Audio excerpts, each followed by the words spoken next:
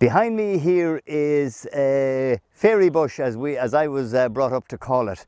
And my grandfather was the first that I heard talk about this. It's a once-off bush in this area and isolated and on its own. And we were always told that it was a fairy bush and not to touch it and to respect it. And we've done that. He did it in his time, since he would have gotten this land in 1917. He would have minded it.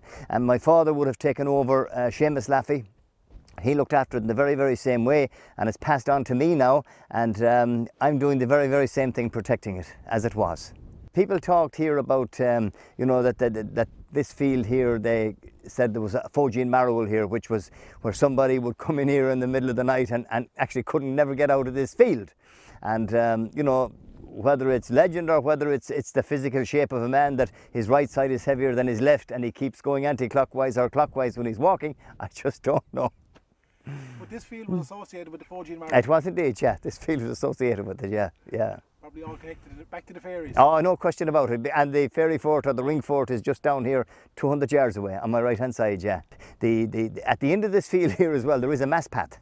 And there are two stiles, and they're still there. And it's interesting that in one corner of the field here, my father, in around 1936 or 7, when he was ploughing, he found a brooch that had been dated to the 8th century.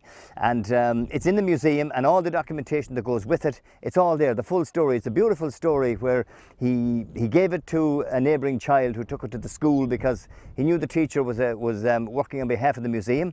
And all the correspondence between the museum and the school and the pupil are all there on file in the National Museum. So it's a great story.